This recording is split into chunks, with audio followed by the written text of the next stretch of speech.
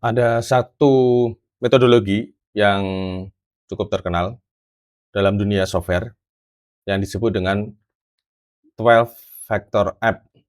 Jadi metodologi ini dibuat oleh tim dari Heroku.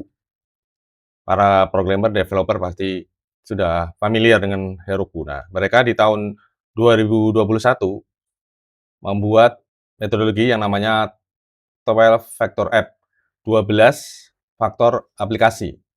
Ya, jadi prinsip-prinsip yang biasanya perlu diterapkan ketika membangun sebuah aplikasi.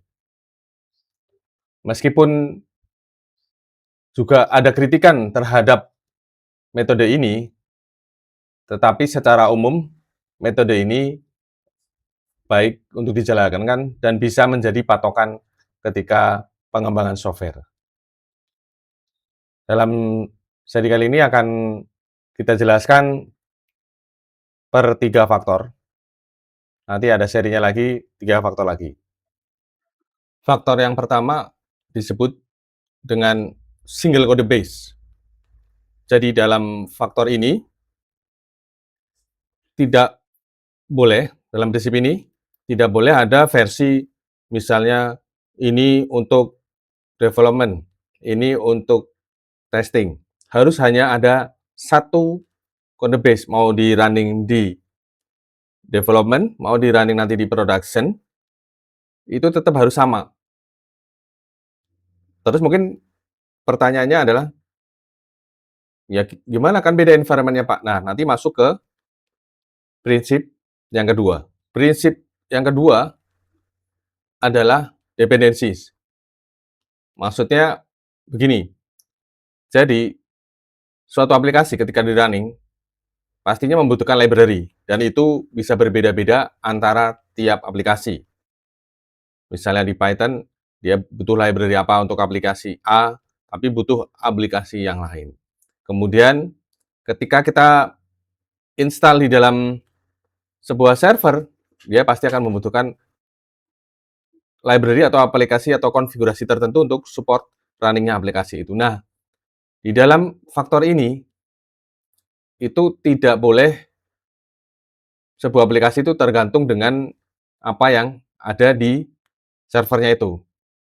Jadi itu harus dipisahkan. Jadi harus apapun di running di mana, di server A, di server B, ini Ubuntu versi berapa, ini versi berapa, itu tetap dia harus sama runningnya dan tidak tergantung karena wah di sini nggak bisa running karena tidak ada eh, library atau plugin ini, seperti itu.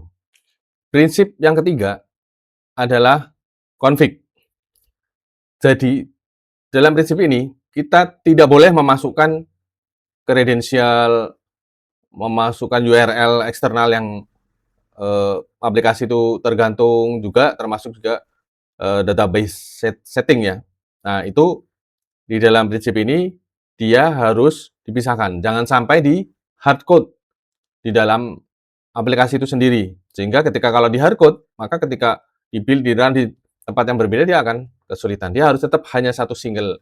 Ibaratnya satu single exe, nah config-nya beda lagi. Jadi dia tinggal baca config. Itu prinsip yang ketiga.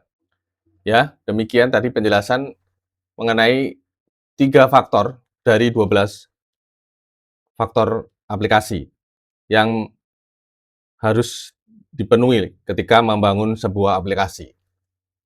Ya, video ini saya buat ya untuk memberikan tambahan wawasan, terutama bagi developer pemula. Karena apa? Zaman sekarang itu seorang developer dituntut untuk tahu kesemuanya sistem. Meskipun dia fokus di back end atau di front end, dia tetap harus tahu gambaran keseluruhannya. Itu nggak bisa sekarang namanya hanya ngertinya bagian back end aja, ngertinya bagian front end aja tanpa tahu gambarannya, tanpa tahu bagaimana sistem itu berjalan. Mudah-mudahan bermanfaat. Terima kasih.